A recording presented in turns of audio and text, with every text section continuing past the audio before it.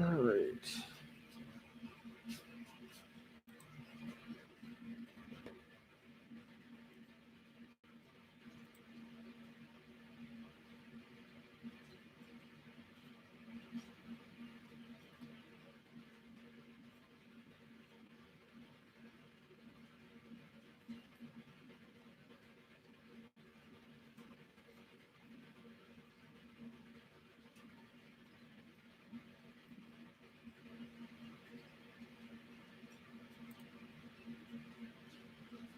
All right, sorry, we had some technical difficulties, but we should be all up and running. Yeah. So if you can hear me, someone go ahead and let me know in the chat.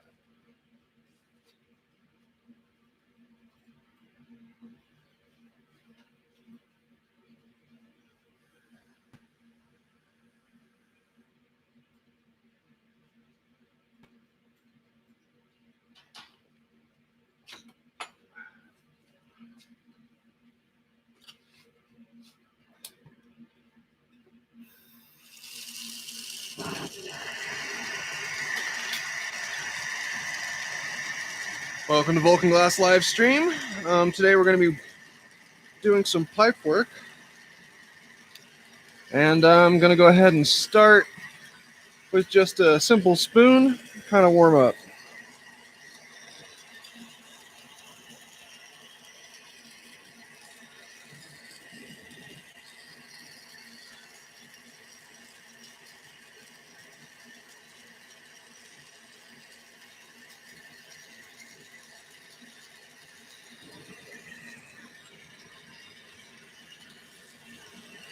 So first I'm just trying to straighten this handle a little bit.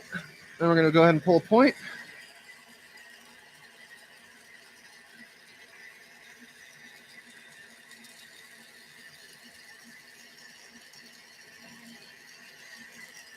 So we're just heating this section about, I don't know, 3 or 4 inches, probably about 4 inches down the tube.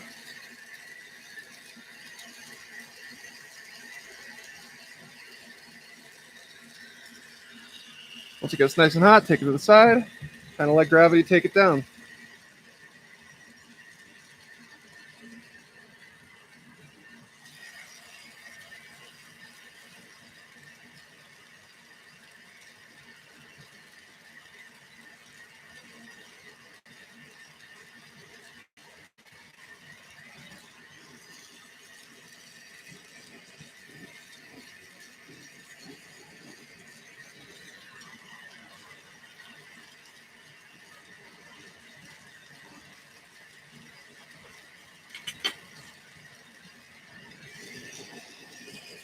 All right, so now we've got the size piece that I wanted to work with.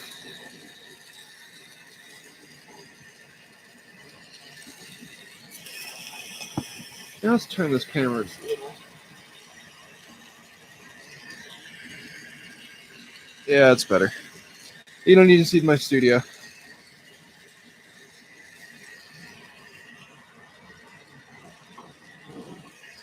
First step is I'm going to add some color, so I want to pop this open so I can fume the inside.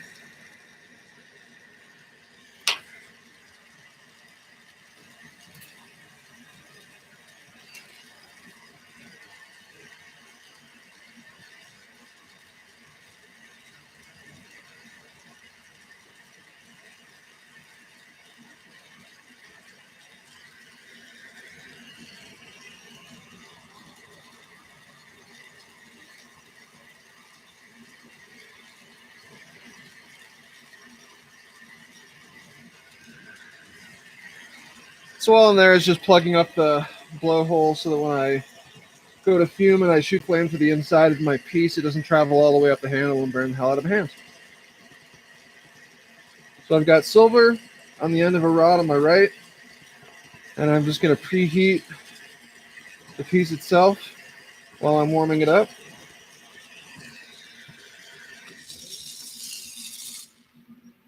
Silver likes a real little flame. Do that, aim, and fume it in.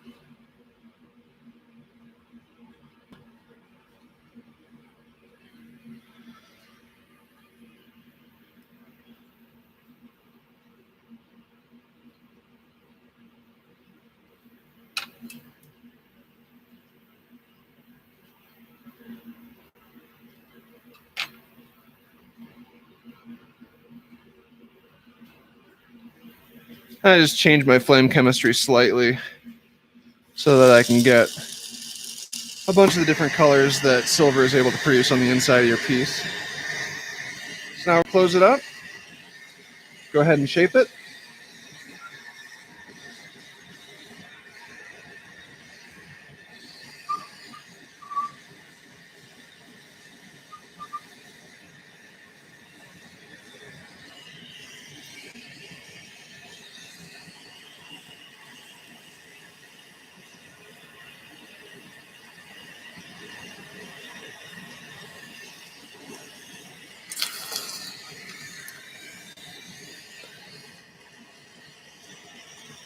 Go ahead and add a handle to the end, and then pull down the stem of our piece.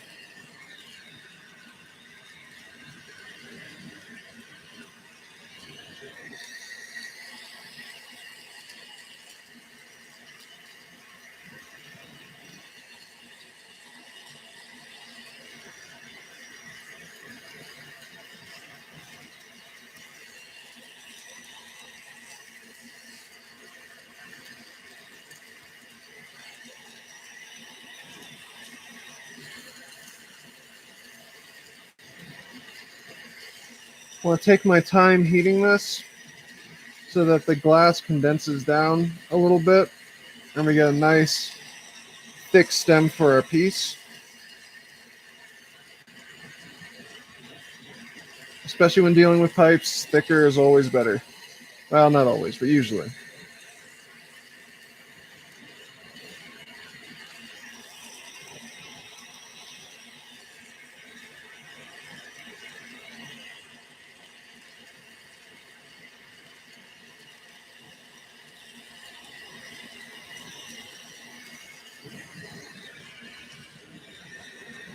Once it's thickened up, we're going to go ahead and pull it down. You want to do this nice and carefully and slowly, making sure to rotate the whole time so your piece stays nice and centered. That spot was getting a little bit thicker than the rest, so I wanted to throw some extra heat on it.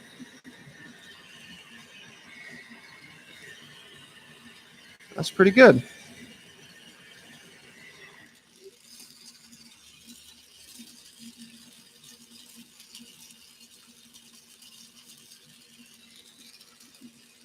So I'm going to push a couple Marias into the neck.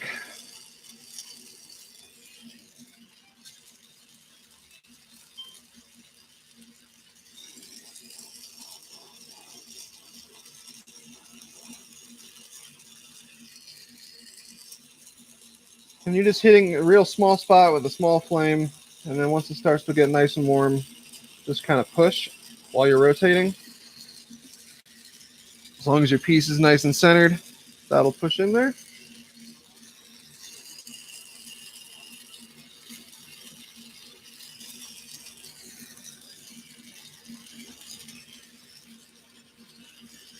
We're going to do a second one right below it.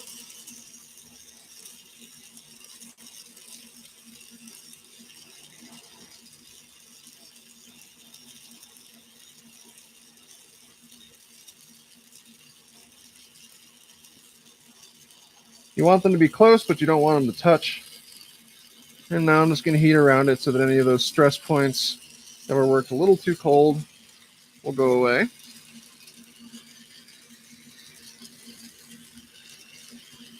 Now we're going to do the mouthpiece. So I want to heat a reasonably large section right at the end here. And for this, it's similar to the Maria. I'm going to be just kind of pushing it together, but I don't want it to disc out. So I just want it to thicken into a nice ball.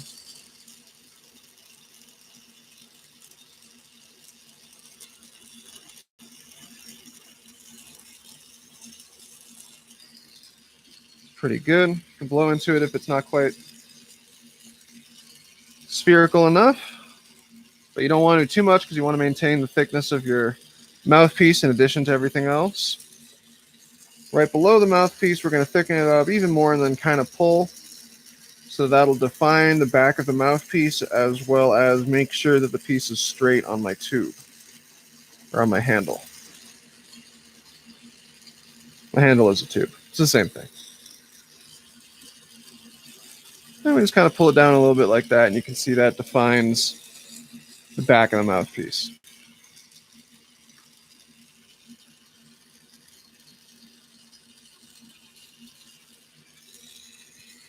All right, so now we're going to go ahead and take the solid rod off. And we're actually going to add a honeycomb to the end of this.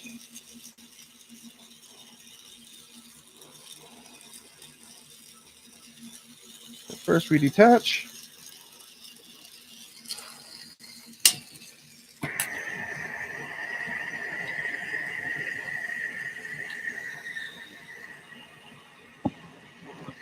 Pop it open.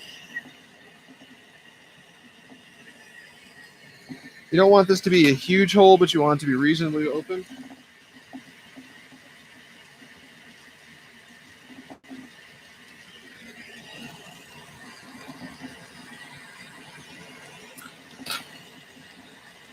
Now we're going to coil pot some color on there. If any of you did clay as kids, very similar process. We just want to run the color around the rim of that little hole that I popped. And run up the next layer. And the next one. And then we'll close it off.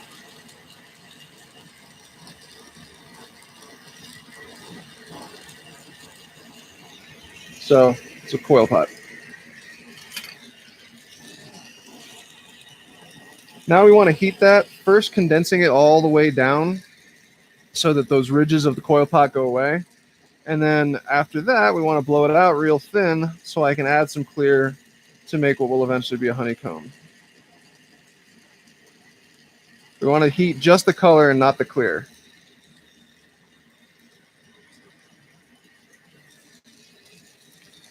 That was a little too thin. So we'll condense it down and blow it out one more time.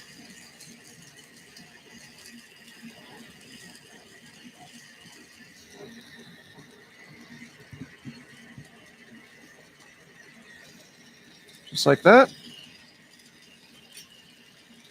Then we're going to take some 6mm clear rod and just kind of add clear dots all over the place.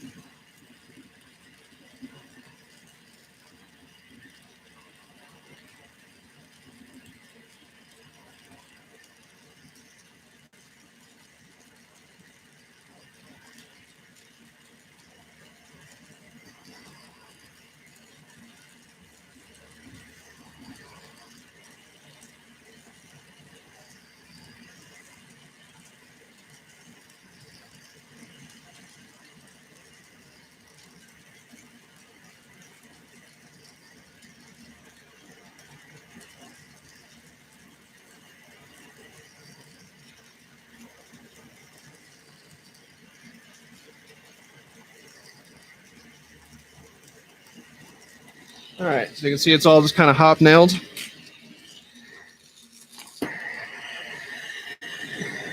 now we're going to condense that whole thing down and then even it out with the rest of the piece and then blow this out to be the chamber of our bowl. Now what's going to happen here is the clear over the spots of color are going to be, it's going to be nice and thick. And so the color kind of rises to the surface around each of those clear dots and sinks in the spots where the clear is. So it creates sort of a honeycomb effect. And that's what we're looking for on the cap of our spoon.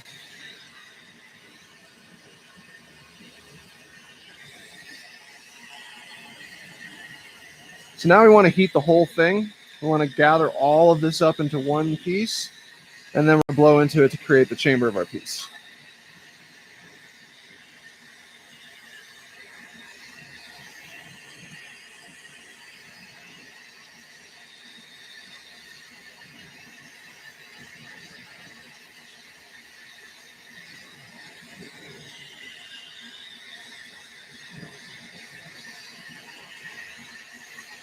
Nice and hot, nice and thick. We're going to face it up and blow in.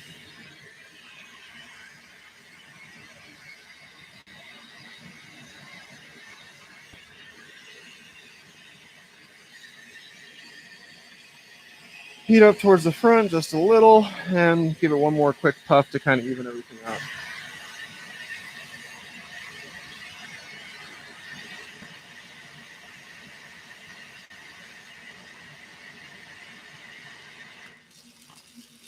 Like that. Let that cool.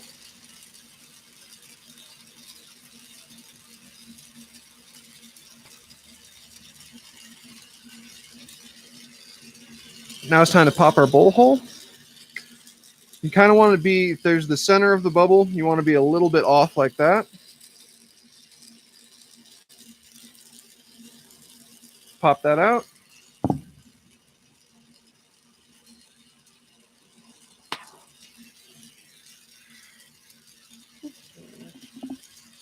Find my bowl push.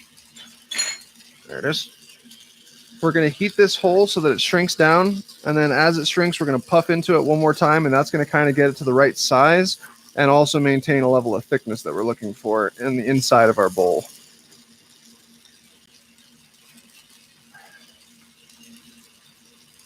And then you press in.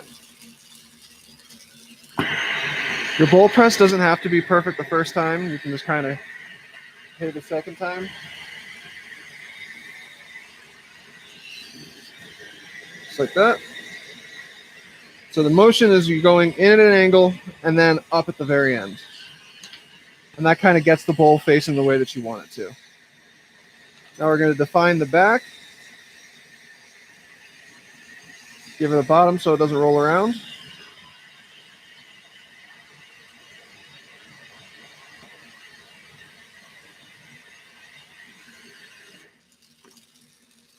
Now I have to pop out the carb.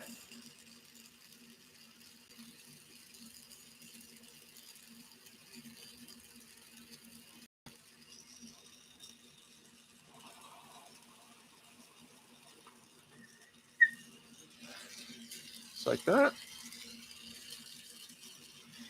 And now we're going to add our little art marks slash from the side. And you can see how the honeycomb, you kind of see it. Just like last time, I'm going to be posting up a video with all of the projects that I've done in today's stream.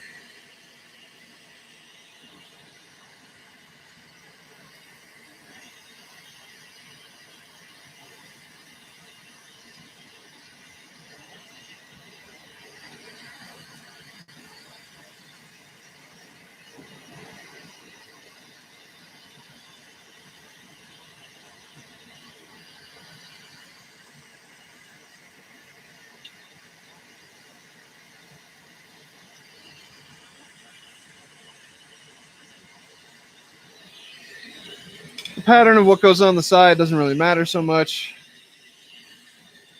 I just have a thing that I always do. I like to do 4 dots in ascending that are kind of wrapping around the honeycomb a little bit. So you just want to heat those up, make sure they melt in real nice.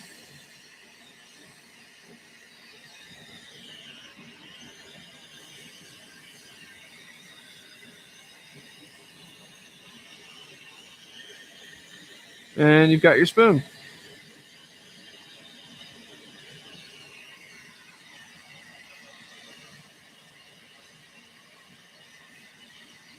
So I'm going to set that in the kiln for now.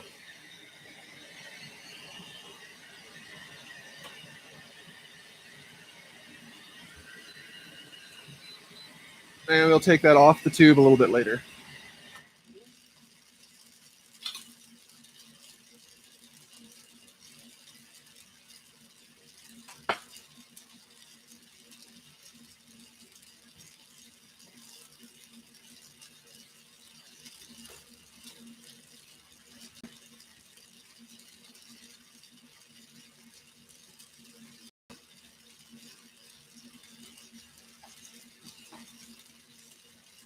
All right.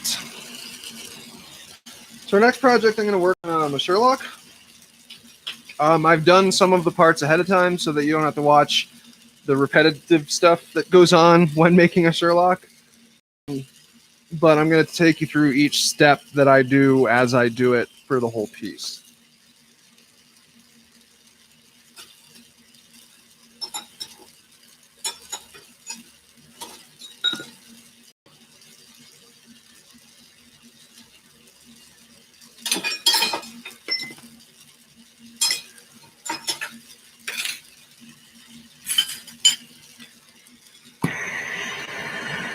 All right, so we're going to start with our blow tube.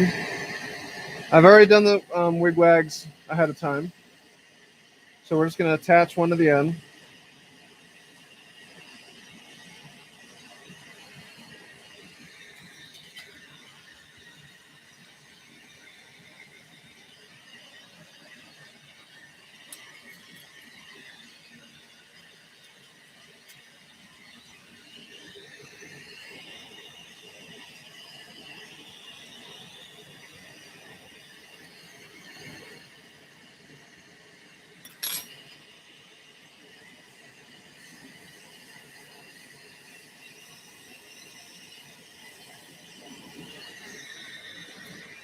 This is going to be a 4 wigwag Sherlock, so I'm using wigwags that are actually much larger than what I normally use. Just because aesthetically I want this to be a nice, it's going to be pretty small, but I wanted it to be, we're doing a dark color for the top and the mouthpiece, the bowl piece and the mouthpiece, and then the inside bend is going to be kind of a nice semi-transparent blue wigwag set. And then I also have a very similar thing already stacked up to pull down one of my minis on, so I can show you guys that today.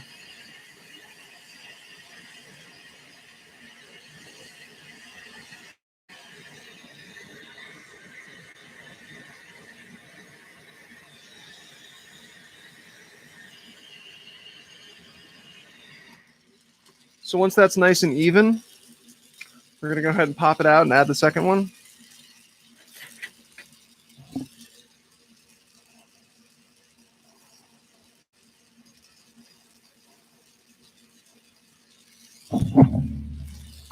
It sounds like we have a little air hole, which means that our wigwag did not seal to the tube completely. So I'm just going to heat the whole thing up and make sure that seals properly.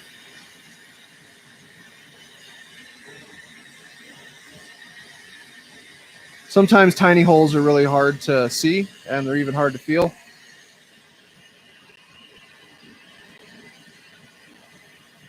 But when you go to pop the hole, there should be no air getting out in any other place than where you want it to.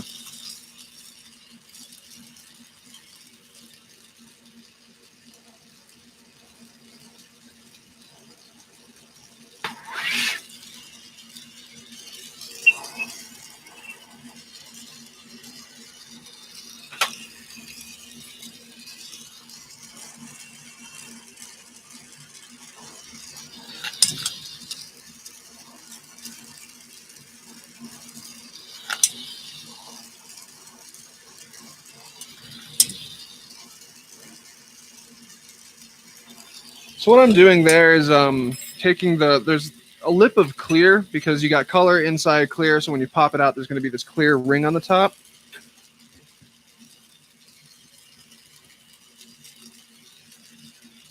And that clear ring, when combined with another piece, like when I start stacking them, you'll get this ridiculously looking clear ring between each piece, and it just looks bad. So by cleaning off the tip on each one, you're ensuring that that doesn't show up.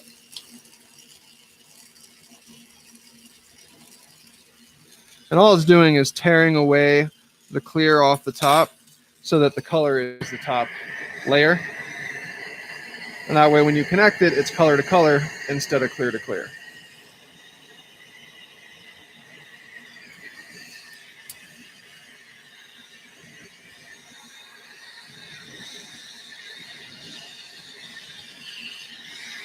So obviously that one is absolutely huge, but it's supposed to be. I want the majority of the color to be that darker blue. I really just want the inside bend of my piece to be this lighter, semi-transparent blue-green. So I have to melt it all down. I'm going to have to even this entire thing out.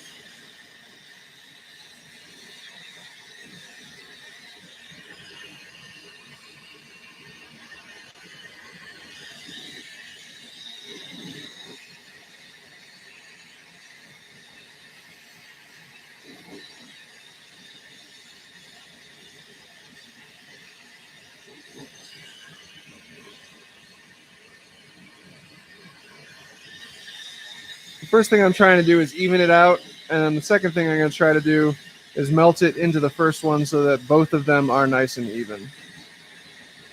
And when you're doing on size differences this huge, that can be a little bit difficult.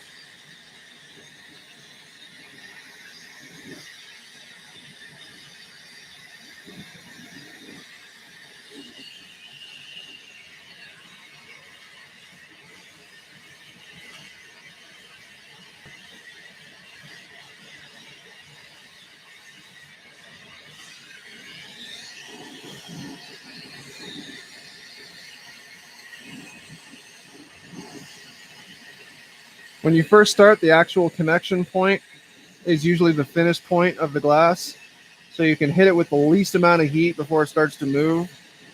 So trying to condense everything together also thickens up that joint.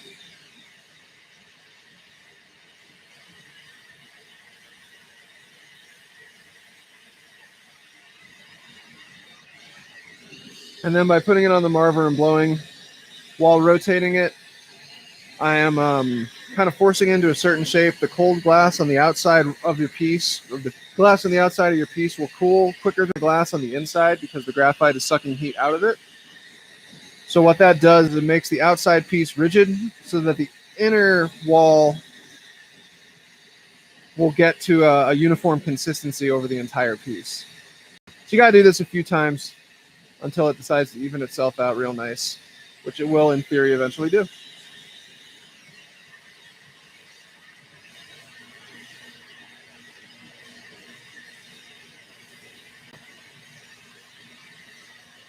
There we go. See, it's starting to even itself out a little bit.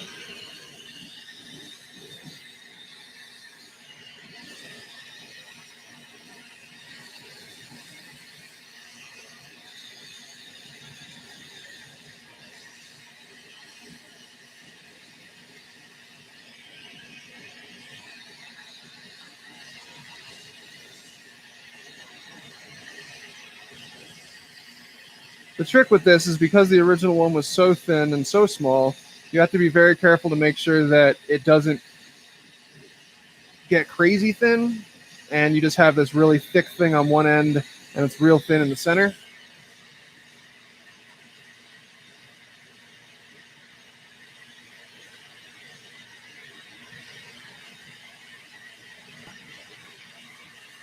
So you do want to spend the extra time you need to make sure this whole piece is nice and even. In the end, it is absolutely worth your time. Because not only then do you not have any thin spots in your final product, but the actual creation of the final product will be much, much easier. So now that it's pretty much shaped out, I'm going to focus my heat on the thicker, larger of my two wigwags, so that when I blow this out, that's going to be the piece that moves the most.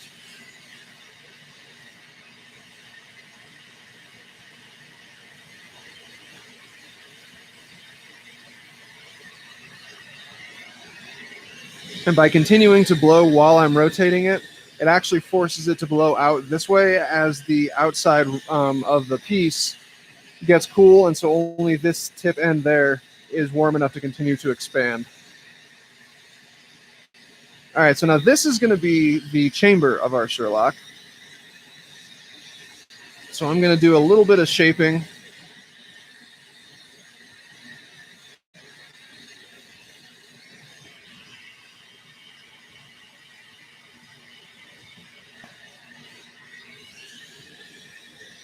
So I'm kind of creating a little bit more of a downward slope to the piece.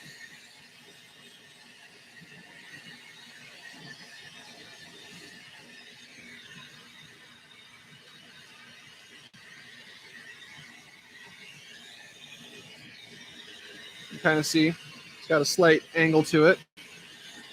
And now I'm going to take this top and I'm going to blow it while facing it up so that it rims out and will be good to be pushed to push the bowl into.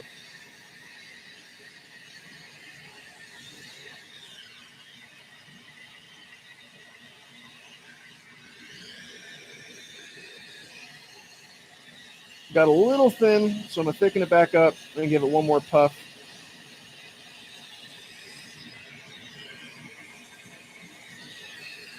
That's good. All right, I'll let that cool for a second.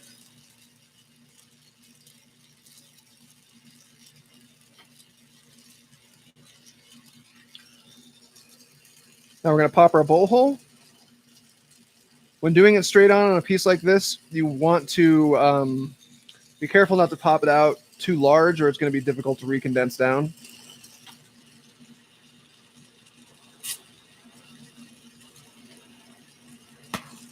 My way of dealing with that is actually exerting a fair amount of pressure and keeping that flame real consistent where it is. That way it'll pop out the second that it can and not get a large section hot before it's out. So now condense it down a little bit. We're going to push the bowl push down.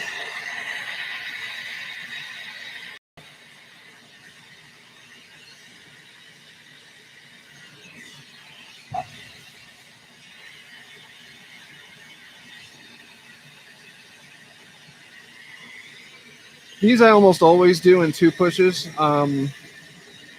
because the first one's really more to get that divot in the center and to make sure that the bowl hole is the correct size. And then the second one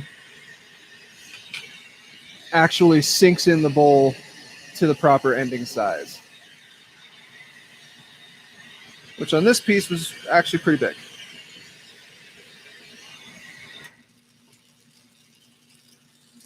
So now we're going to pop where our Sherlocky stem piece is going to meet. You just kind of have to pick a spot that looks good. Heat up towards the base.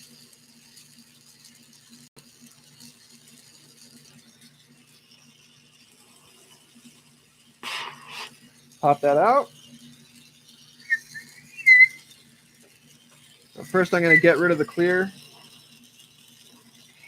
because just like our wigwags, this will create a clear rim if you don't pull it off at the connection point. And take our reamer and ream it out.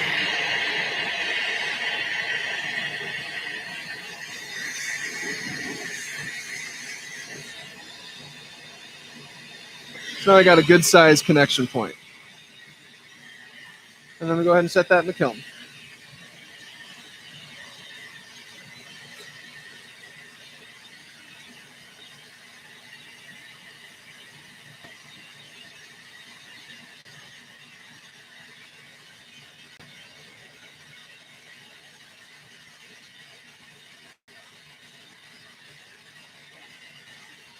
All right, so like I said, I've already done the creation of the next one. This is the exact same as the previous one.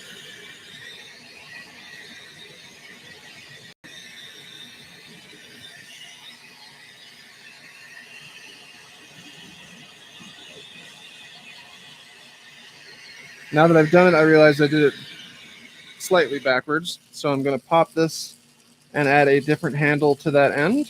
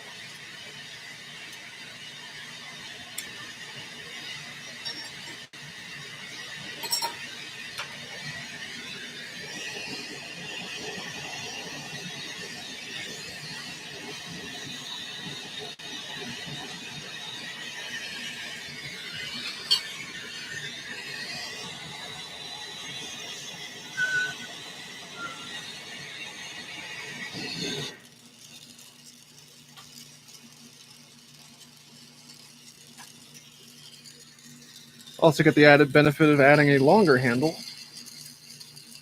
And then we'll take this other tube off.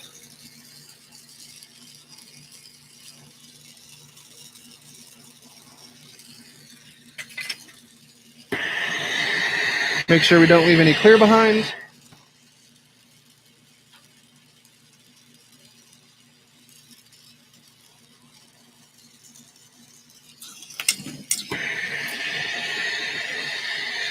And we're all set. So now this piece is going to be the stem of our Sherlock. So first I want to even it out just a little bit.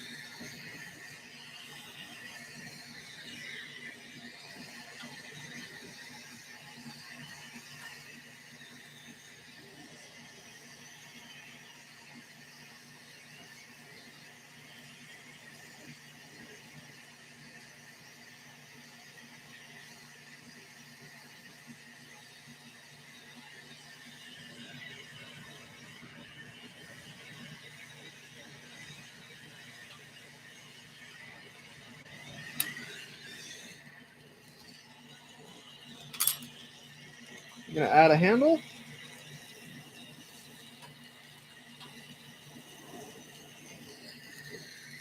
Now we're going to pull this down very similar to how we did the spoon, except we want to leave a lot less on the left hand because we're not making a true chamber.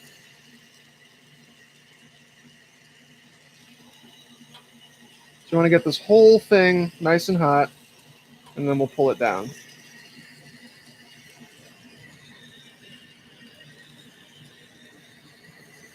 And I actually don't want this end to have much of a ball at all.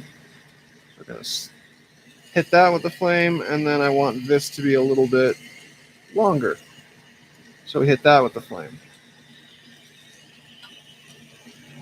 And that's pretty much what we're looking for. You want some ball on this one because that's going to end up being the part of the glass that connects. That's going to be 1/2 of your inner swoop.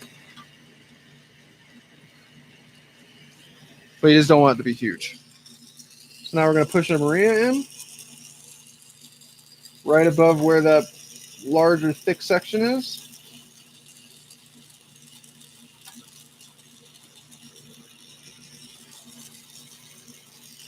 Just due to the size of the glass, we're only going to push one Maria in because each one of those does decrease the size of your piece.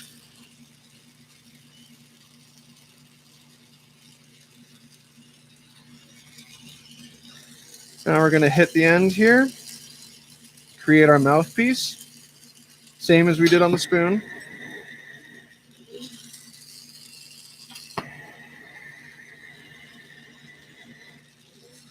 Just kind of push it in, thicken it up just a little bit.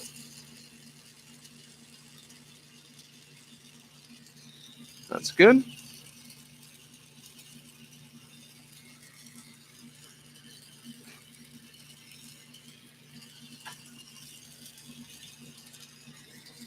And then this end, same as the spoon, we're going to hit right at the edge of the mouthpiece and then thicken it up and pull it down so we have a defined end.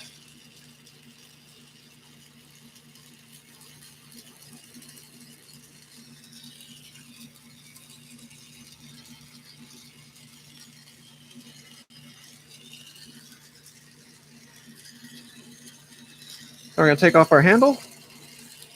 We're going to blow out that piece, really just to even it out and get its shape a little bit better.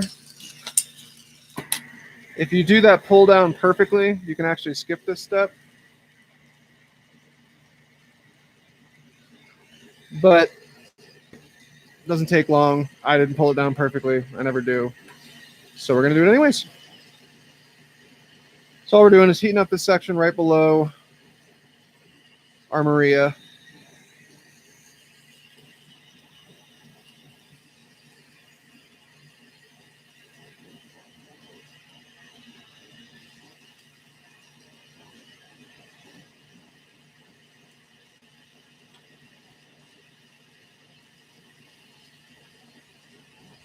And then just give it a little puff.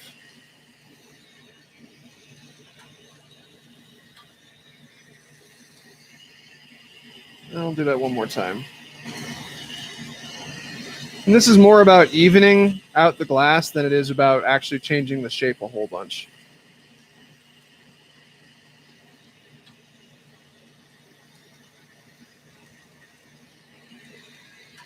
All right, should be good.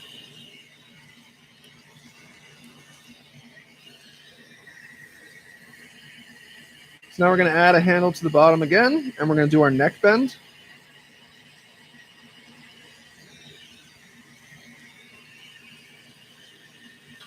Give it an extra second for that handle to center itself.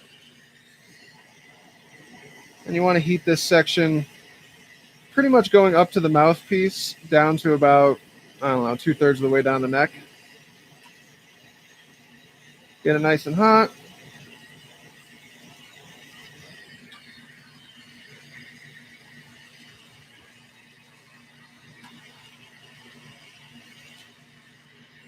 And you just bend it by blowing into it a little bit like I did. I'm puffing things out that I've condensed or stretched, and that just kind of helps it make it look a little bit nicer, a little bit smoother. There's usually going to be some kind of stress marks on the back. Make sure you hit those, get those to go away. You got that? Tap off the handle. Now we want to get our bubble to bend the opposite direction of our neck to kind of help pre-swoop our Sherlock. So heat your bubble as evenly as you can all the way around. When it starts to move, let it lean forward.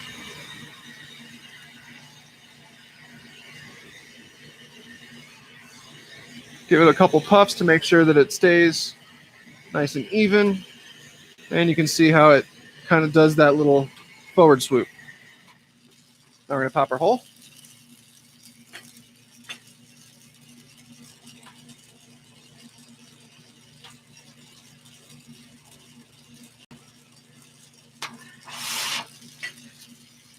You want to pop the hole in the front like that. Take off the glass around the edge so you don't get that clear ring.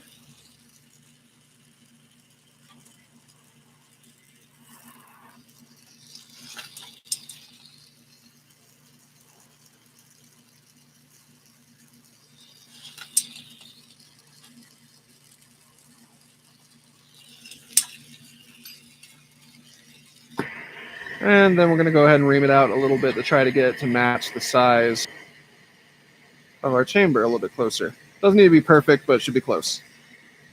So we got it like that.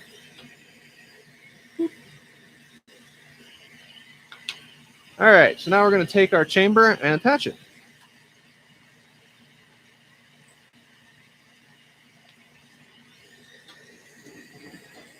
So we're going to heat these two sections and just touch them and make sure they're straight.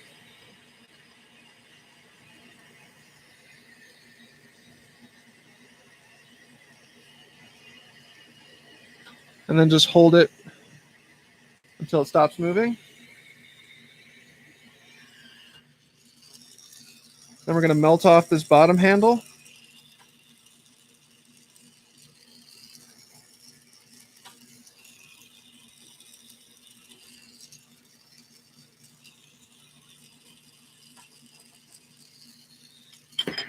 And then pluck out everything to make sure that there's no clear. As you can see right now, there's a bunch of clear.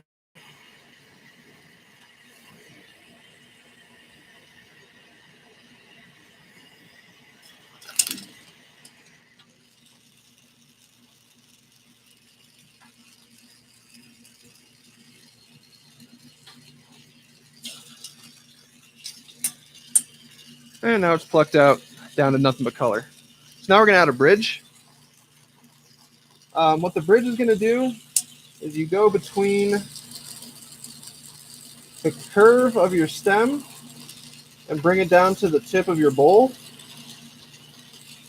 And once this solidifies, it's going to hold everything in position on your piece while you're messing around with the next section.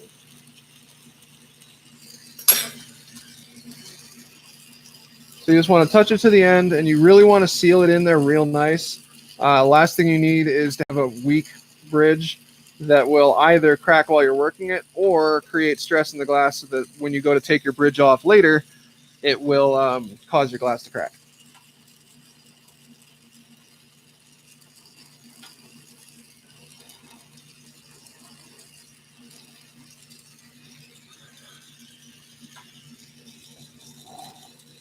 So you see you got your little bridge.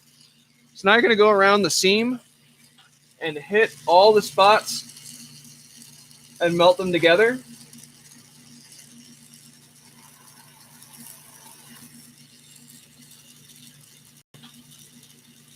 You're not worried about shape right now. The important thing is just to make sure that your piece is sealed together really nice.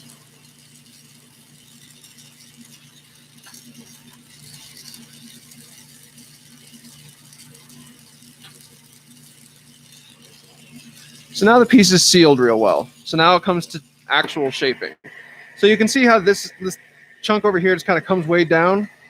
The first thing I want to do is get that to come back. So it creates a nice bottom swoop and gathers into the thin spot where the two pieces connect.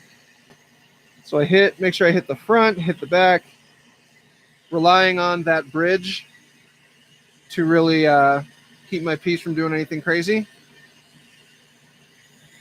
Bring it down and puff.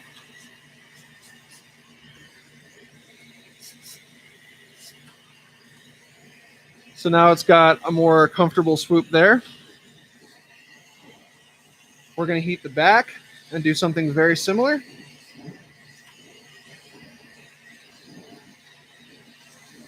You want to be very careful not to hit your bridge. My bridge is pretty thin, which should never be getting hit by flame, so it doesn't matter. But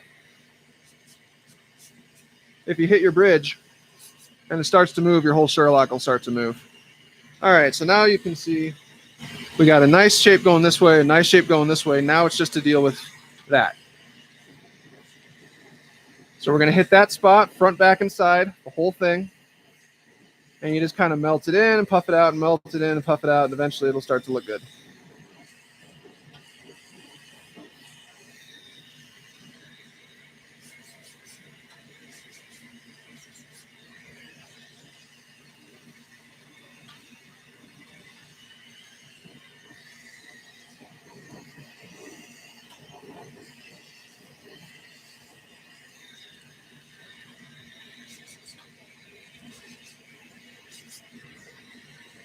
We're getting there.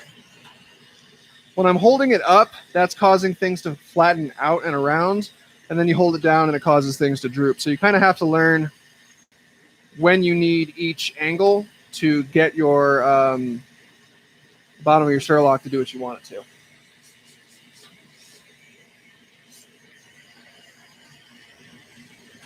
All right, almost there.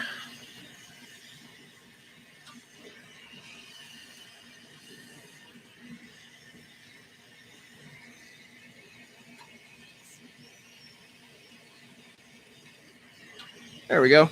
So it was shooting off to the side a little bit. That's why I kind of held it at that angle. But now you can see how it's got that nice, perfect little bottom. So now we want to hit this interior piece and get that to have a nice swoop that matches the bottom. So for that, you pretty much just hit the bubble on your stem with the flame and hold it there and let it get super hot, and it'll start to sag itself.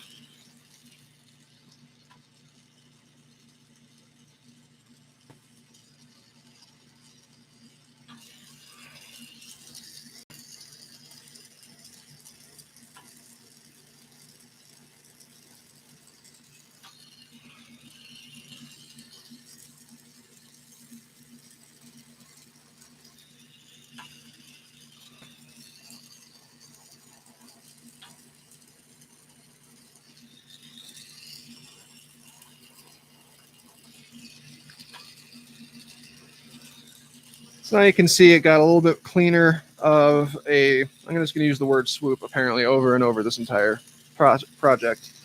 And then you're going to hit the chamber side and do the exact same thing, except by holding it down.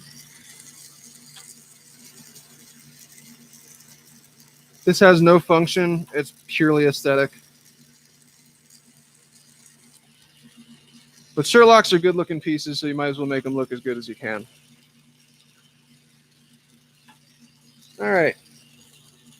So that's your shape. Now we're going to go ahead and take off the bridge. This is also a good time to generally put it in the kiln. I've just done a lot of these, so I'm pretty confident that I can do this without it cracking. So we just pull off the bridge. Now you want to make sure you get rid of this clear really cleanly. If you don't, it absolutely will show. You will see it.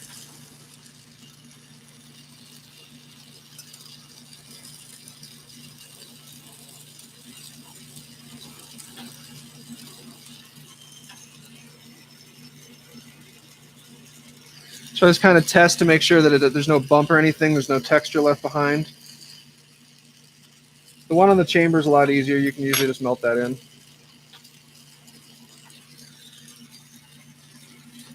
All right, so now we're going to go ahead and pop our carb.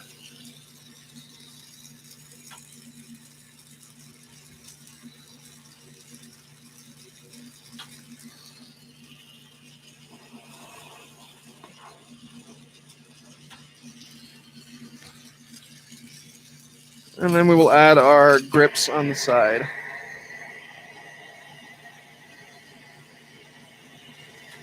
So for these grips, I always start with a large one and kind of follow the curvature of the Sherlock.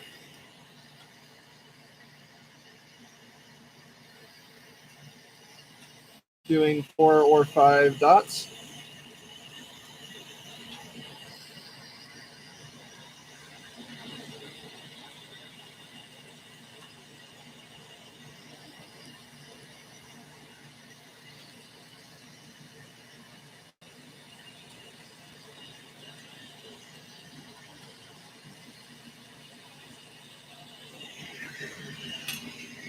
Just like that. And then we melt them in.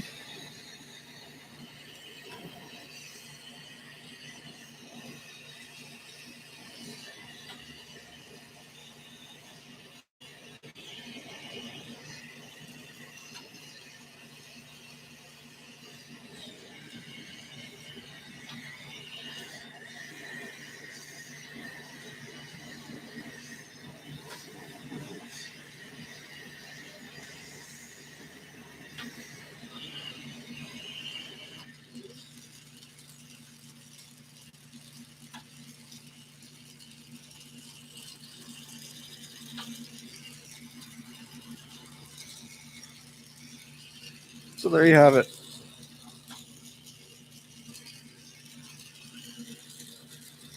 So now I set that in the kiln, and then a little bit later we will actually take all of these pieces off the blow tube at once.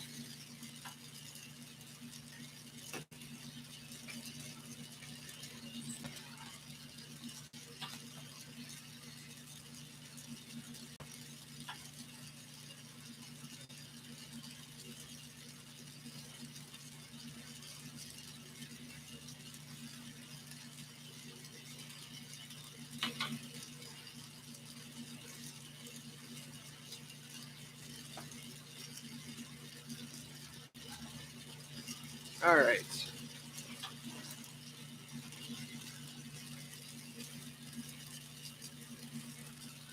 Whew, it's a little warm today.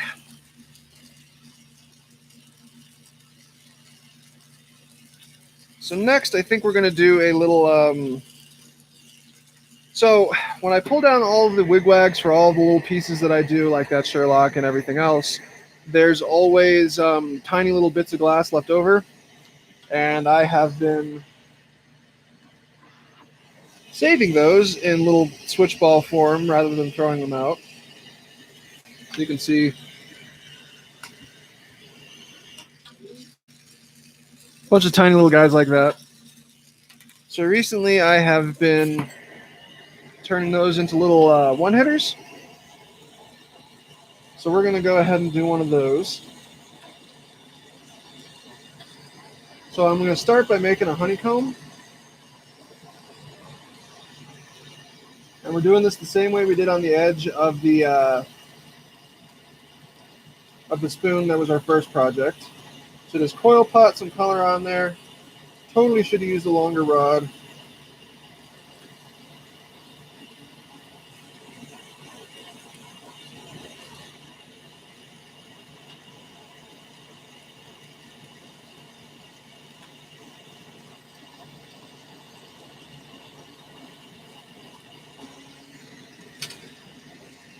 And you got that. So now we're going to heat this up, condense it down, blow it out, add on all the texture.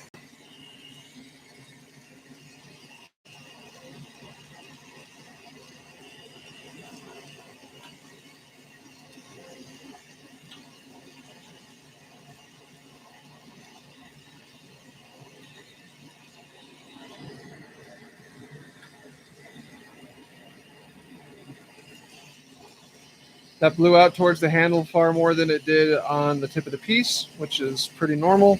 So I'm going to recondense it and blow it out a second time, focusing my heat on the end of the piece rather than on the handle side.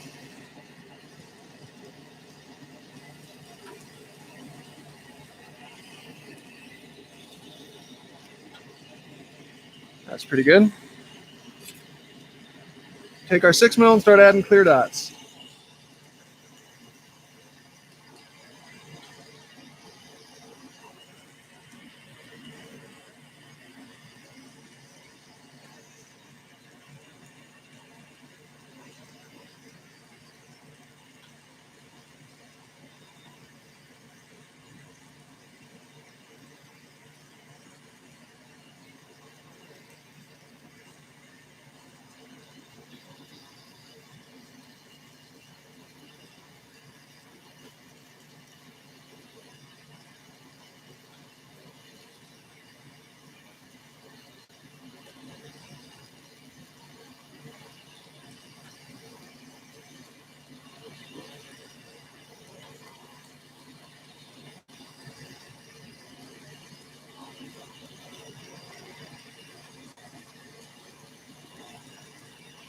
Now you can use a smaller millimeter rod, so a 4mm rod or something like that.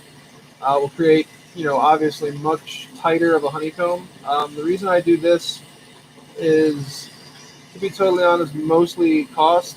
This is a lot quicker than using a 4mm rod. Still looks really good and saves me a little bit of time on these pieces. I don't actually do true production runs of this because if I'm making the little things specifically for these, it's not really cost efficient to make these.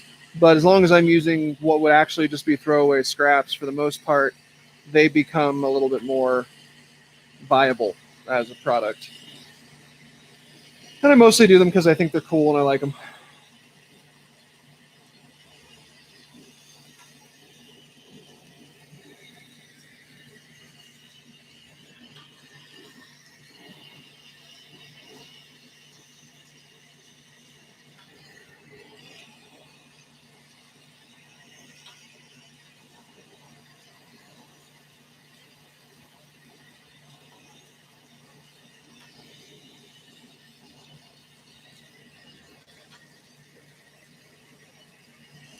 So you're going to have to blow this out a couple times and recondense it to make sure that all that texture went away. And then I'm going to blow this into a bit of a disc.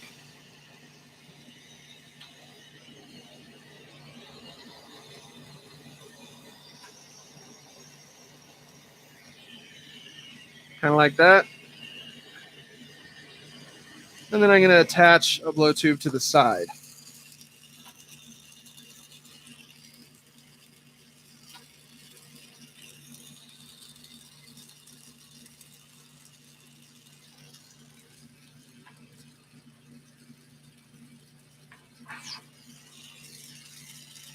Pop open our hole.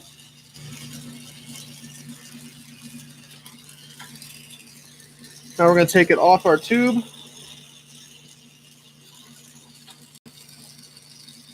Add a punty. Go ahead and melt off the handle.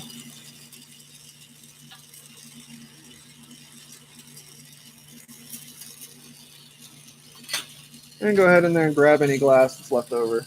There's actually quite a bit on this one. That's okay.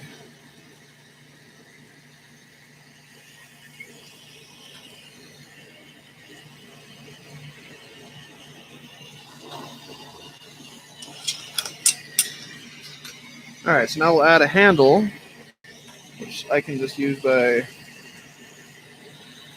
repopping this one open.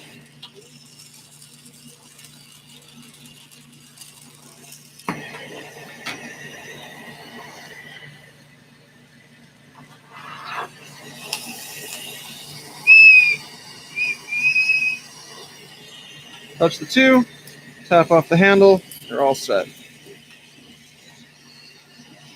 So now we want to get this down into a little bit more of a disc. So I'm just going to take it, blow into it a little bit, and then smush it down.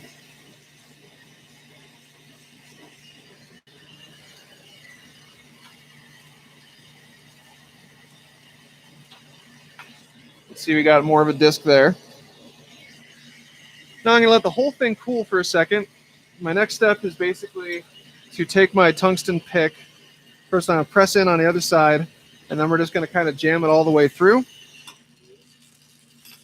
So you heat the center and suck in just a little. And heat the other side, do the same thing.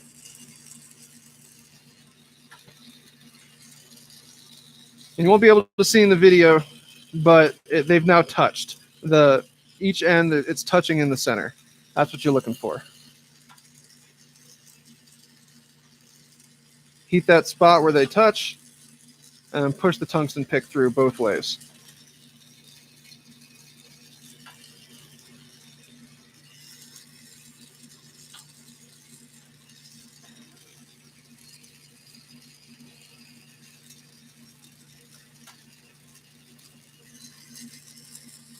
And it'll pop eventually.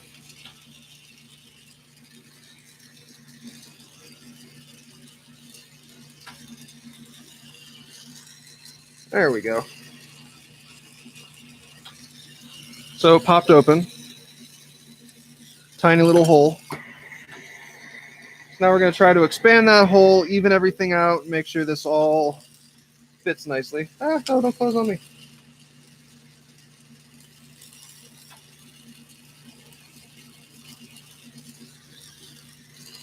It closed on me, so I got to reopen it.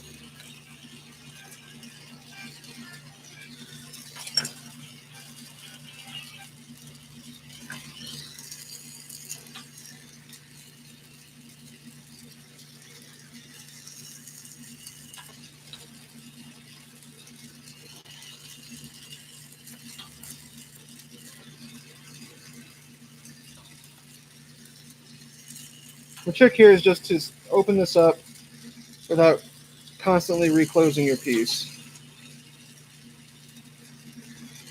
which I am apparently having trouble with.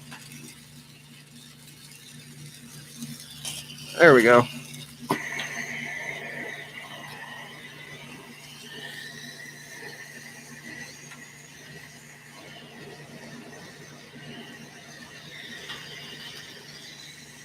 And you can also puff in there to kind of even everything out.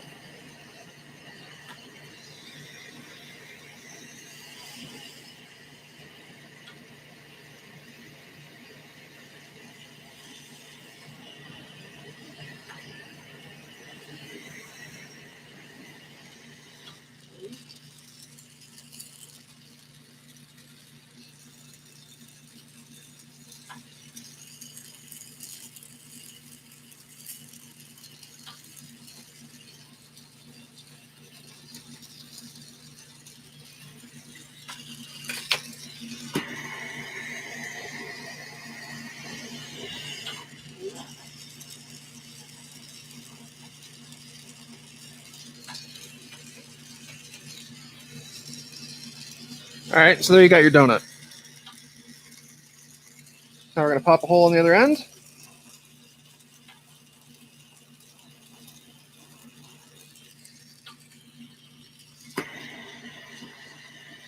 It's not super straight on the tube, so I'm just going to straighten it slightly.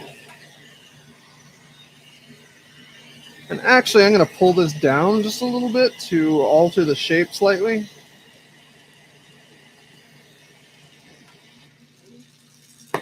This is mostly aesthetic, but it will also help center my piece a little bit better on the rod or the tube.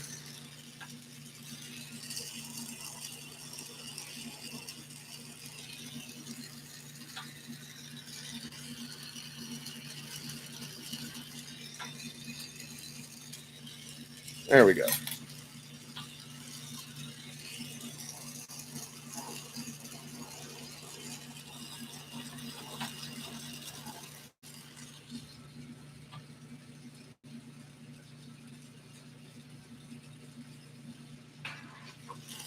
Pop that open and flare it a little.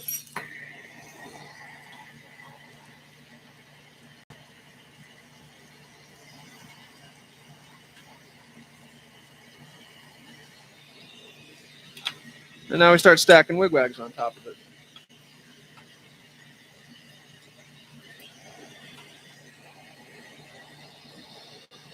The color and the pattern and anything, none of that really matters about chaos. So I try not to even pay attention to which ones I'm grabbing, which colors, or make it look good or anything. I just want to get a bunch of them on there, and how it comes out, it comes out. So we've got that first one. I'm going to go ahead and condense it down and blow it out to even the whole thing out. Make sure it's attached real nice.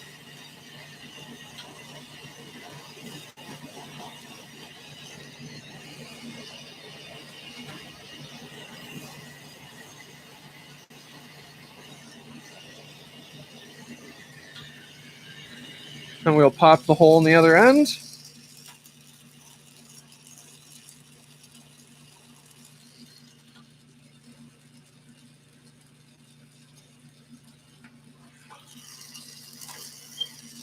And then just like all the other pieces, we got to make sure that we tear away that clear layer.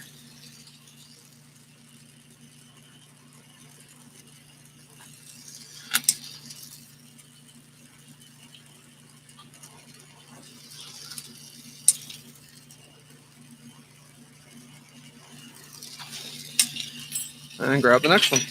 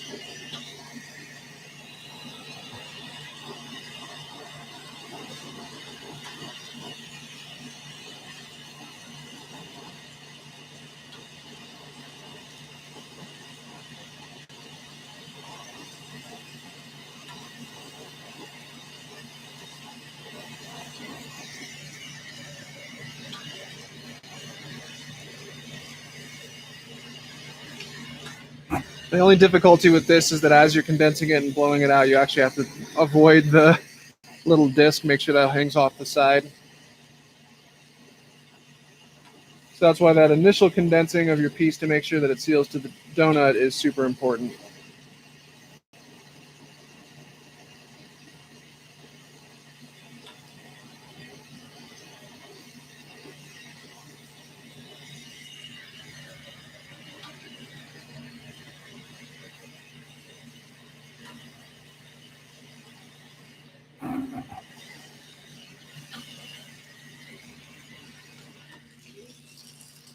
So we're probably going to stack 5 or 6 of these.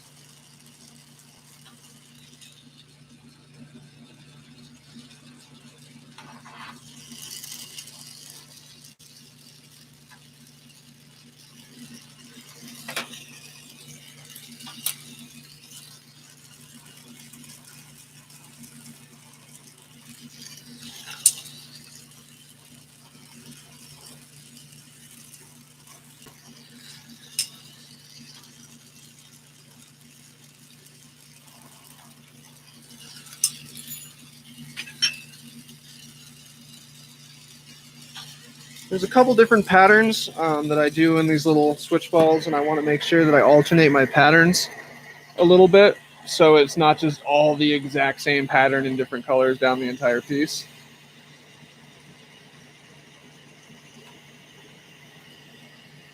But these are never true wig, well, not never, but rarely true wigwags, because there's actually not enough glass in those little strap things to make a wigwag. So I have to do other patterns other than the wigwag to, make these useful. So like this one's just straight pulled off the tube, no texture, no patterning at all. It's going to create kind of a nice flower burst on the side, or line burst, sunburst, sunray, whatever you want to call it. It looks cool.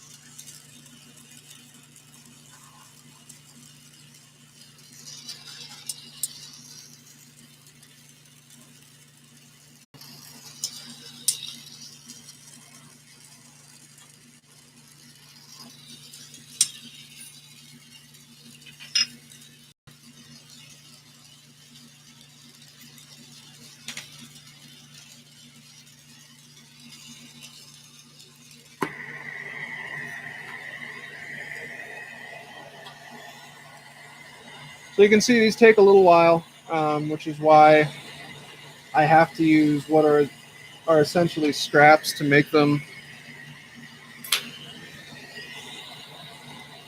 so that they're nice and cost effective. But every single one will come out unique. That's part of the fun of them. Just because I am using a hodgepodge, like I have a whole pile over here of tiny little scraps. And I'm in the process of actually taking all of my little color scraps from the end of color tubes, which I have 1,000 of, and doing the same thing. So these are going to start to incorporate just nice little color sections.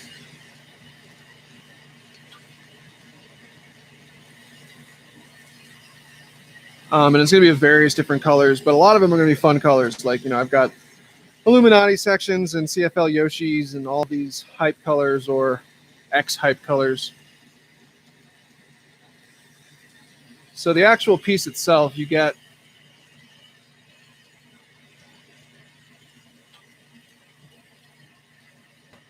quite a lot of design and quite a lot of piece for the actual cost.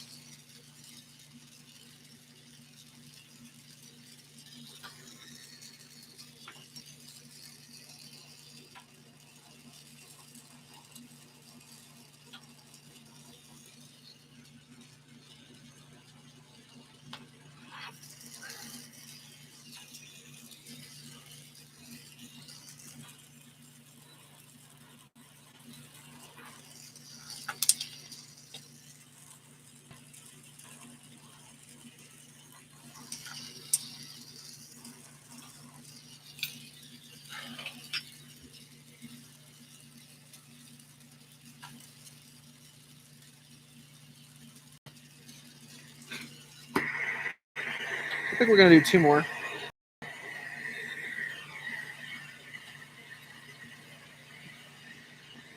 One of these is going to be a little bit larger.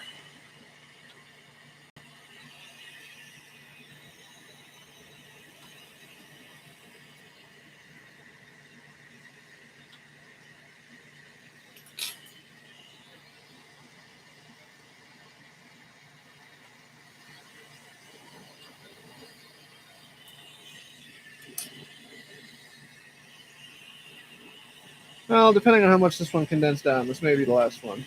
It's a little bit bigger.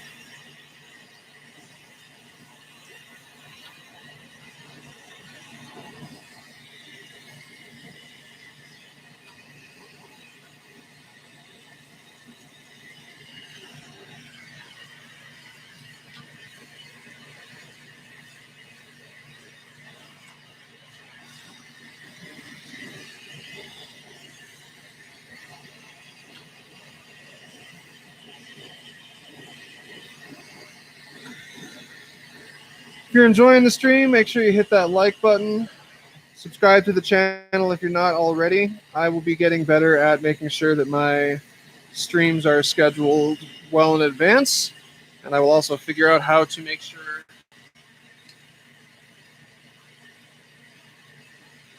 I activate the actual video stream that's up there. For some reason, it just was not working today. Or I'm an idiot. That's the other totally viable option.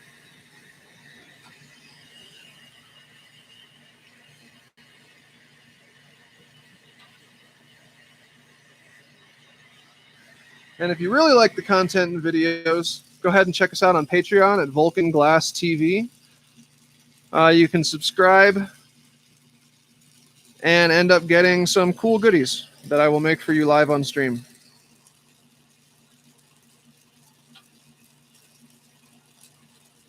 Yeah, we are going to do one more.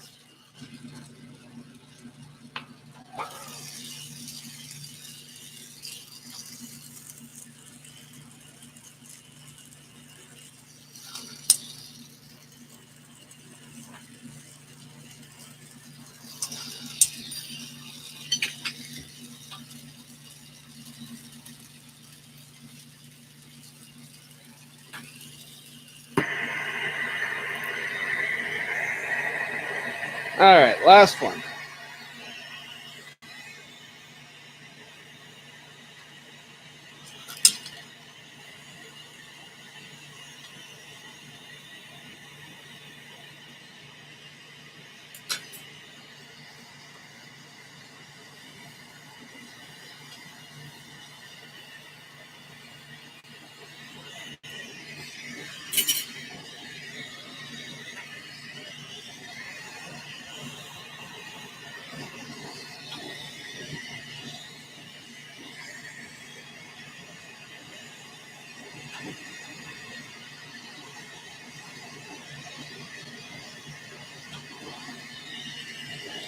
Now I want to increase the width of the top section of this piece just a little bit so there's enough room for at least a reasonable sized bowl hole or a reasonable sized bowl. So once I center this or get it all evened out,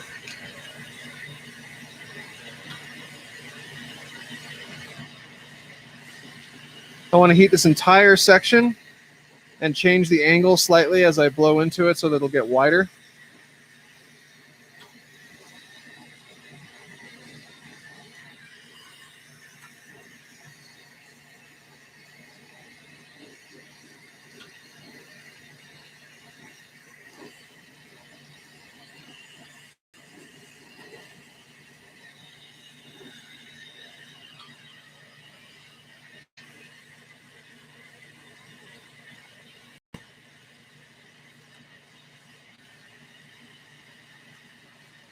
Just like that.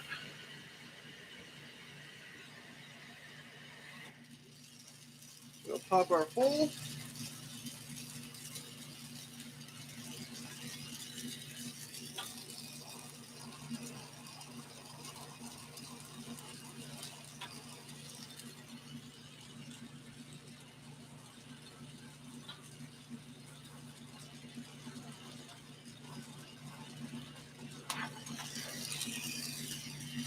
Again, you want to make sure it's not too big. Now for this, I'm going to use this just to push it in a little bit and get the hole the right size, but I have to use something much smaller for the rest of the push, which of course I didn't get ahead of time because this project I didn't plan on.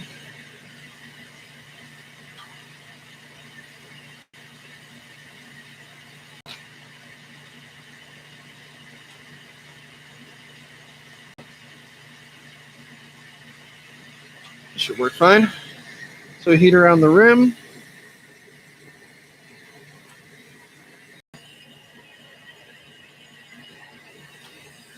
Push straight down and just do it a couple times. These are really just one hitters. They have a very small bowl to them.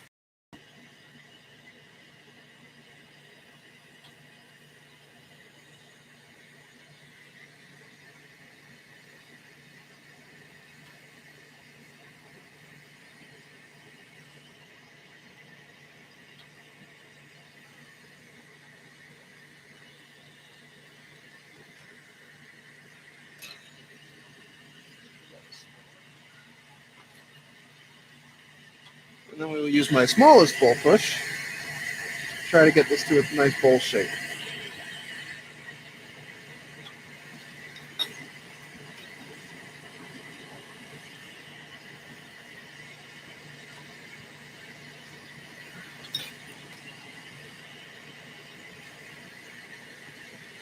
All right. Oh, you got a little bowl.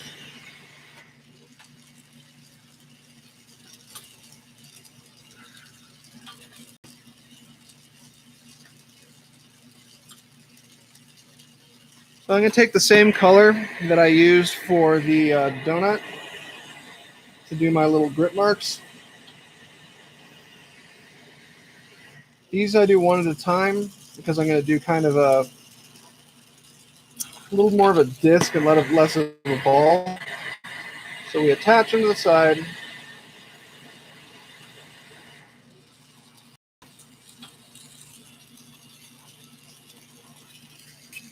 Take my knife.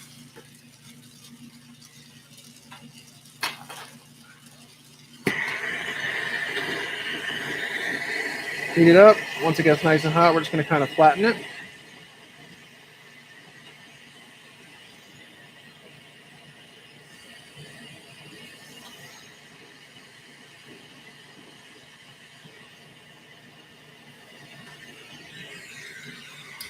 Do the next one.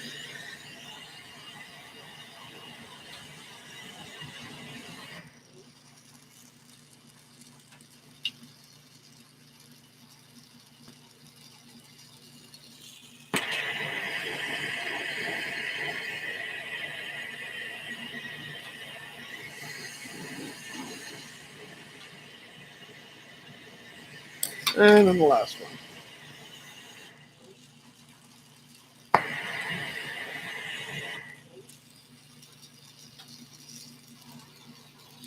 And as always, I'm doing those in descending size.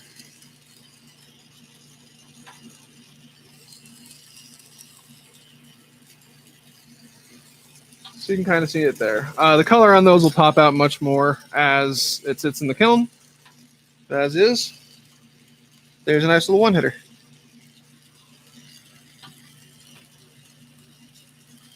Set that in the kiln, and then we will take it off at the same time as every other piece.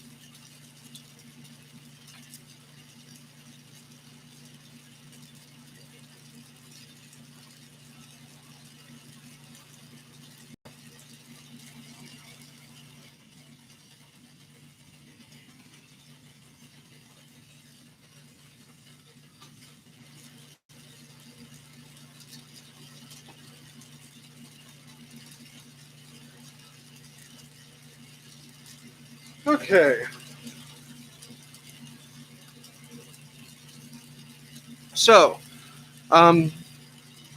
last project tonight, and we're going to end early. I think we're doing this for a couple hours a night for right now. I already went ahead and stacked everything for one of my Wigwag minis, and I went ahead and made the 14 millimeter female joint. So this, I'm just going to kind of pull it down, and then we're going to attach it and make the whole mini. So you're just going to get to be seeing the actual like production part of it, and not the hour of me stacking wigwags on top of each other.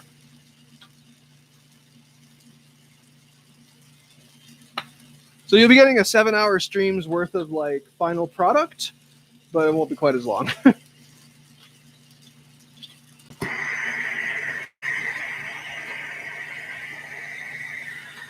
So this is what I'm talking about. This was the stack that I've done.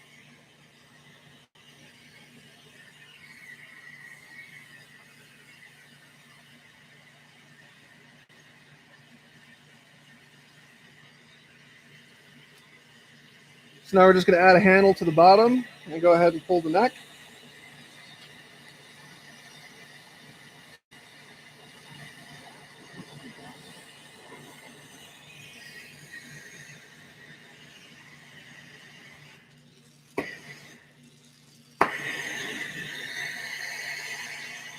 I'm going to use a fairly large section up here at the top so that I can get a nice, thick, even neck.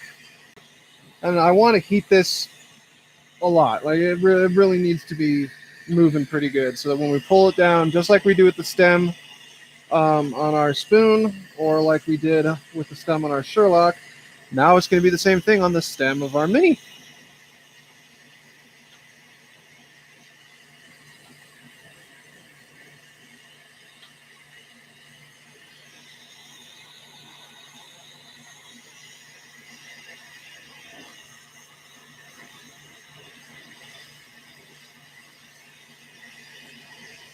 And you want to get a large section of your piece super hot and super evenly hot as well, especially because this is a whole bunch of different wigwags. Even though I'm pretty sure I melted these in really well, there's always the chance that they're going to separate oddly, and then you have to go back and fix everything. So you want to have a nice chunk to start with. So if you do have to do that, you've got room to work.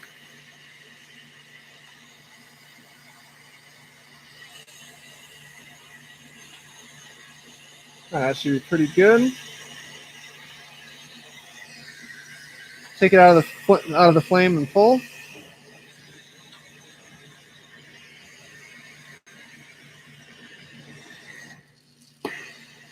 And you can see I have to go back in and hit spots that were not hit properly to get this to go down. And then we're going to hit the neck to see if I can stretch this out just a little bit more.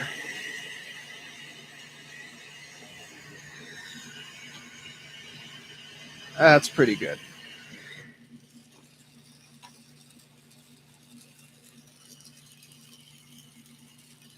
It's nice and even. Now we let it cool while we're rotating, making sure that everything stays nice and centered. Now we're going to push a Maria in for the mouth.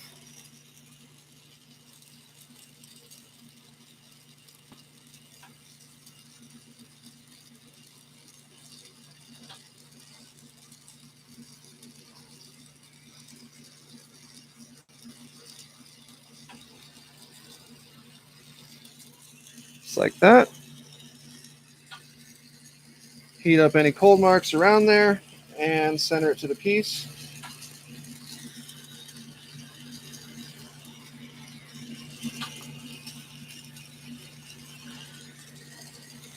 Now we're going to center this and also cinch it down a little bit and thicken it up.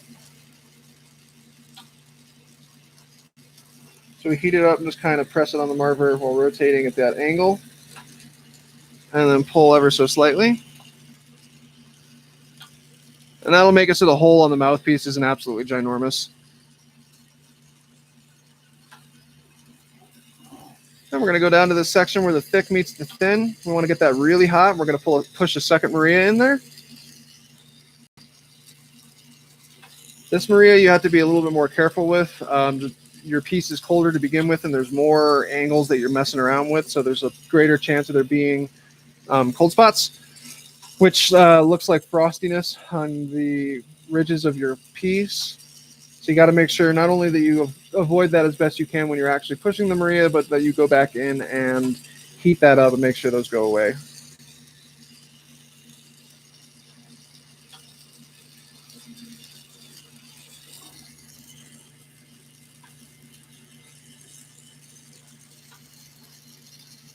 There we go.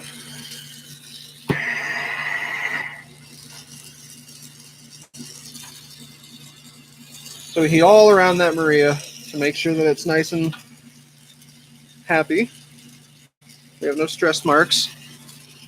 Then we're going to go down here and take off our handle.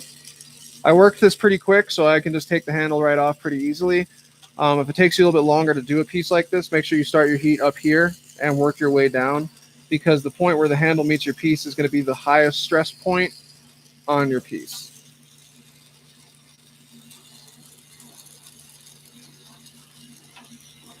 All right. So there we have the neck. Now we want to get this entire chamber screaming hot. This is going to have sort of a beaker shape. So what I'm doing is I'm going to heat the whole thing up, angle it down and blow, and then angle it up and blow the bottom back out. And that will help make my beaker shape nicely.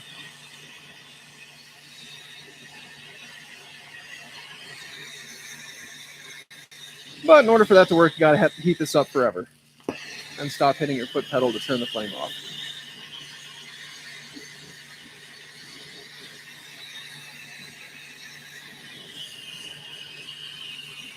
You have to be careful to make sure that your entire piece is incredibly evenly heated throughout the whole thing. Otherwise, sections won't blow out when they should or will blow out when they shouldn't. And this is a little bit of a one-shot move. There's a couple different ways to make beakers. This is just the way I'm comfortable with this style of piece, just because I've done it a few thousand times, though not necessarily the most forgiving way to do it. If you blow it down and it doesn't beaker out at all, it's kind of hard to fix it. So I guess we'll see if that happens.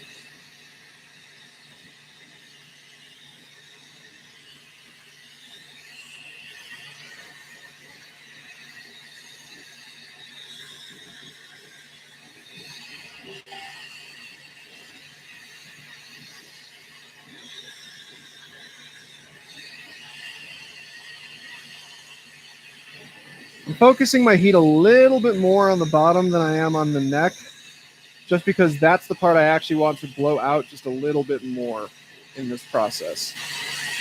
So here we go.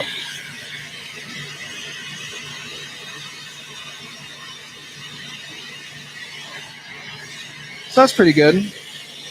Now we heat this bottom and do the exact opposite.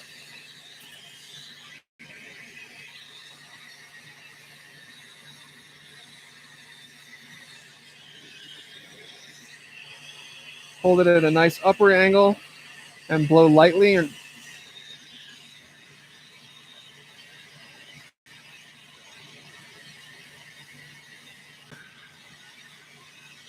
you can see how that kind of changed the shape a little bit.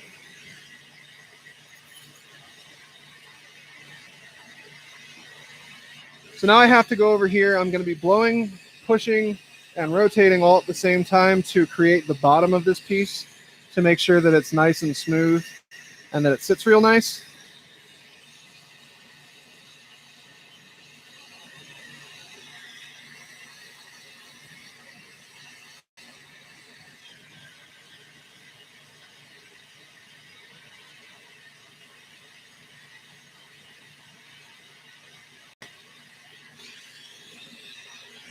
And now you can see how it's got a nice defined beaker.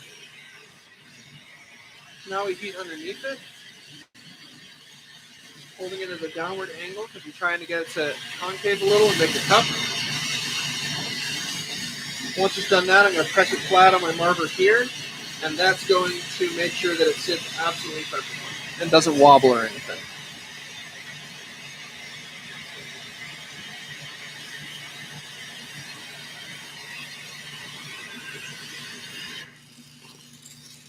All right, so now we're going to pop the spot where I'm going to put my down tube and eventually my female joint.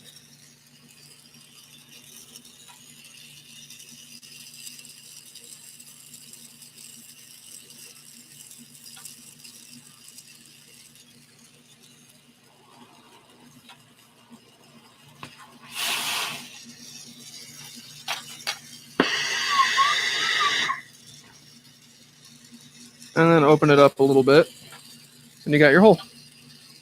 So that's the chamber of the piece.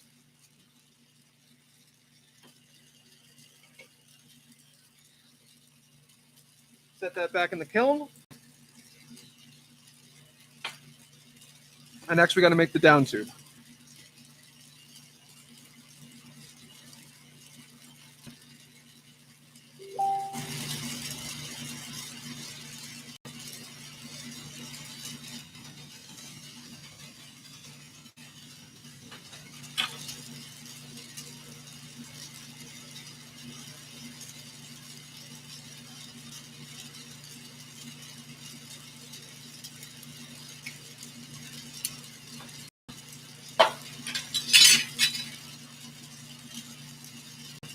All right. So now we got our tube. It's a much smaller tube, obviously. Gonna go ahead and close the end.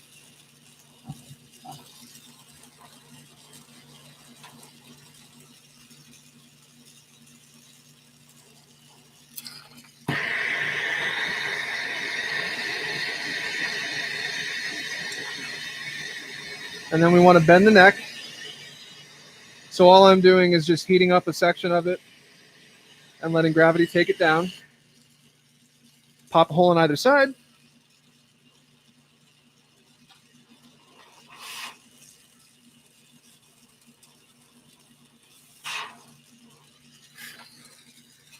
Then take it to the chamber. Slide the down tube in. Center it. Heat the top rim of the hole on your main chamber and then touch your down tube to it. And now we're just going to kind of heat all around the down tube, and you want to press it in so that it completely seals that hole, and then pull it off.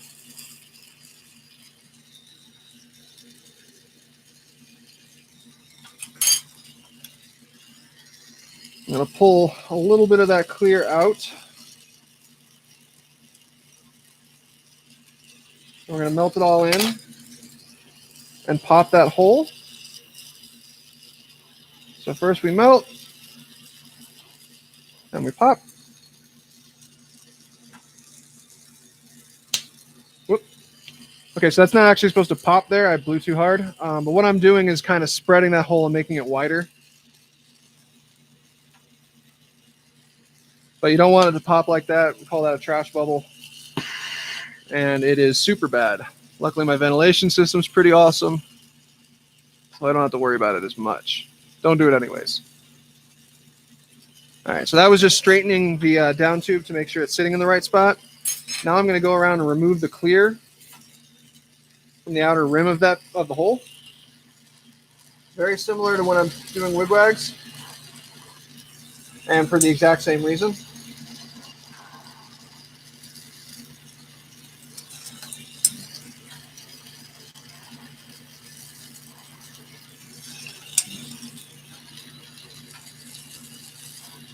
And then re-straighten your down tube one more time.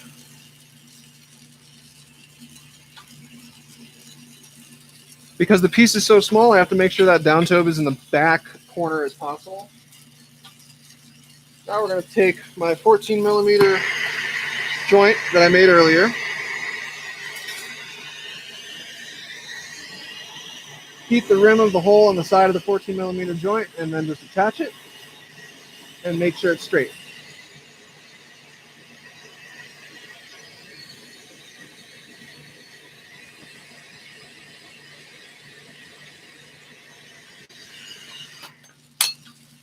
Like that. Now I have to carefully go around the rim of the whole thing and melt in one section at a time. Now the reason that you melt one section at a time is because you're using the cold sections to prop up the hot ones. So while one section is hot and molten and moving like crazy, another section is cold, and that is what is keeping your piece from moving around. Because this is now where I want it to be. I just want everything to melt in better. So I heat up a section, let it cool, move over to the next section, and heat that.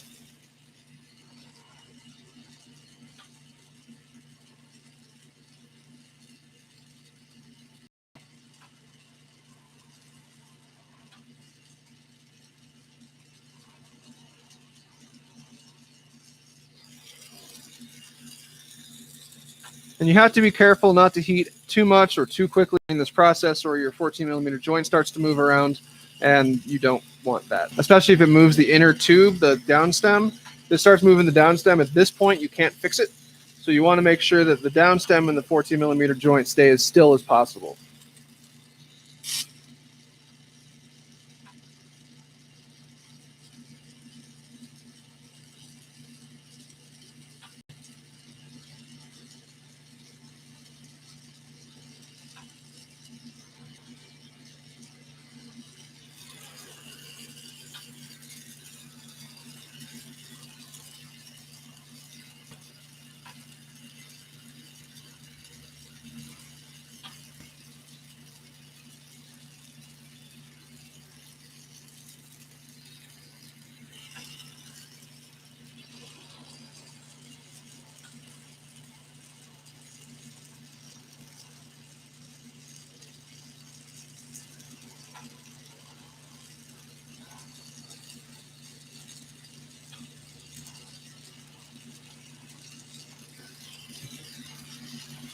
In my experience, it's best to do the downstem and the female joint all in one continuous step.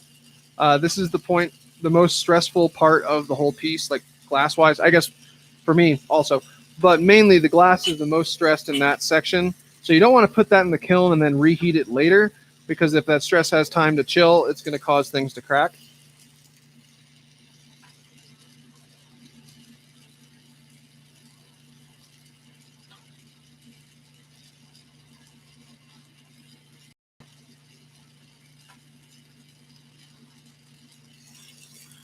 All right. So as soon as that cools enough so that won't move when I set in the kiln, we'll go ahead and set that in the kiln. And then comes the part of the show where I take everything off the blow tube.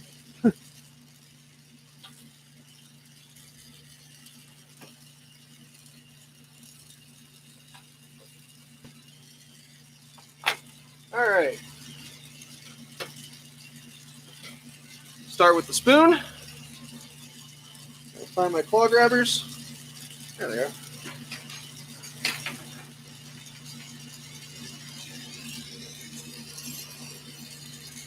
Grab on the end. Keep this spot right below your mouthpiece. You don't want to pull too hard, too quick. You want it to be a little thicker.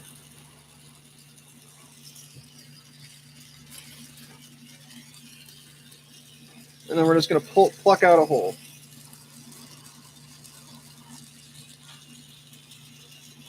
Now all you're doing here is picking a specific spot and continually pulling the glass out of that one spot, so it gets thinner and thinner until it pops. Then we'll heat that spot up. Make sure it's perfectly round with the reamer, and pop it off the tube.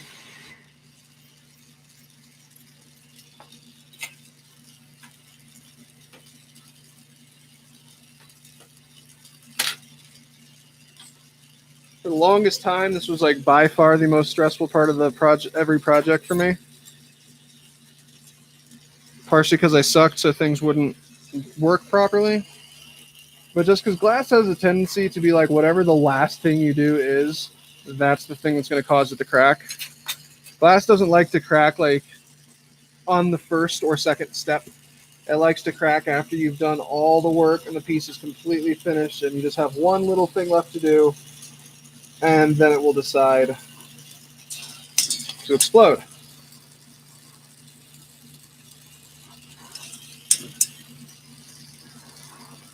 Working glass, at least for me, has made me really superstitious.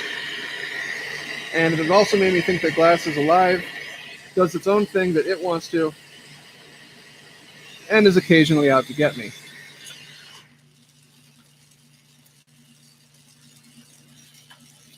So there you got the Sherlock.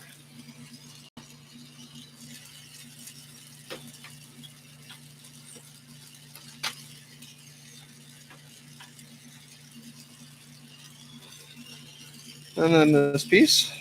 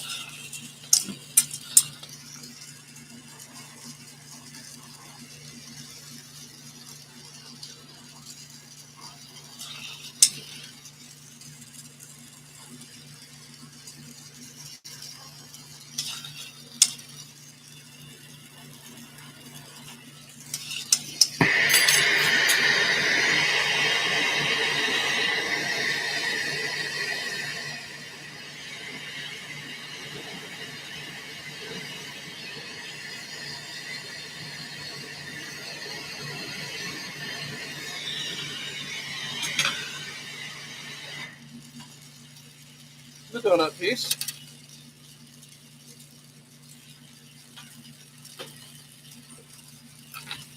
All right, so give me just 1 second, and then we're going to bend the neck on our mini, our full wigwag mini.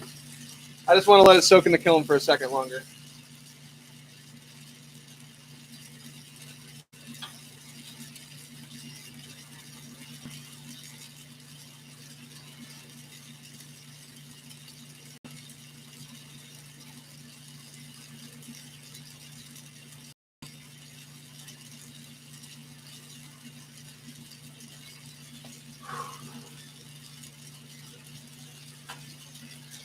So I'm not guaranteeing that I'll be able to talk while I'm doing this. So what I'm going to do is you take a piece out, grab it with,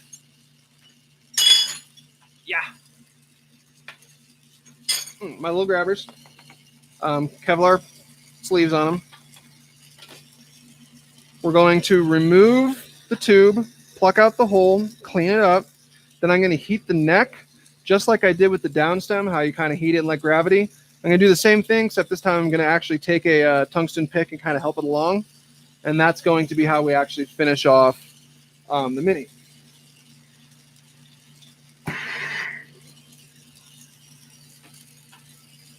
So go ahead and grab it. We're going to take that tube off.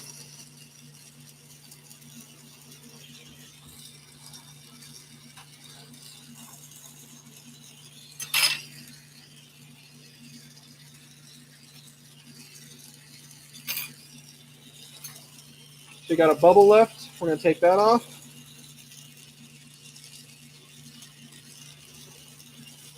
This is still totally the most stressful part of these pieces, mainly because of the neck bend. If you don't bend the neck properly, it looks a little ridiculous.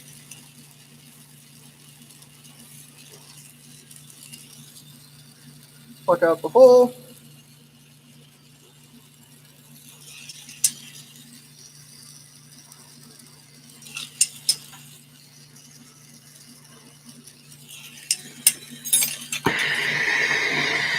I want to cut the mouthpiece. I'm going to kind of press this against the side of my graphite to make sure that the mouthpiece is nice and flat. And then I'm going to ream the hole out just a little bit to make sure that it's nice and circular. And we change how I'm holding this so that it's up. Get my reamer ready and heat the neck. I want to get it hot enough so that it moves when I move it, but not so hot that it moves on its own, which is a very fine line that's kind of difficult to hit. Face it towards me and pull the neck down. By facing it towards me, I can make sure that that neck bend is nice and centered on along the plane of the piece. There's always going to be some stress on the back end of this curve. So once it's cooled enough to where it's not going to move, I'm going to go back in and hit that with my flame, make sure I get rid of all of that so you don't have any kind of ripples or creases or nonsense on the back of your piece.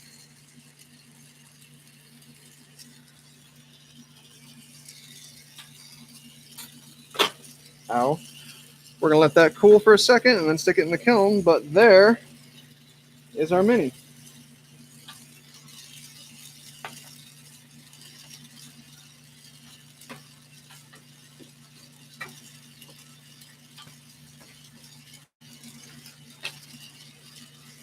Okay, well, so I suck at math a little bit. I shortchanged myself on the number of projects, but that's all the projects that I had planned for today. My next stream I'm going to be doing Friday. I'm going to try to go 4 to 7, and I'm going to try to make sure I plan enough projects to cover 4 to 7. I will be doing, I don't know what I will be doing. Stay tuned. I will put it up when I make the live stream and I actually decide what the projects are going to be for that particular stream. I think I'm going to kind of do Fridays a little bit more artwork, and Sundays are going to be a little more pipe work, and that's just kind of how I'm going to bounce around for now. Leave comments. Let me know what you think. Let me know what you like. Let me know what you hated. I would love the feedback.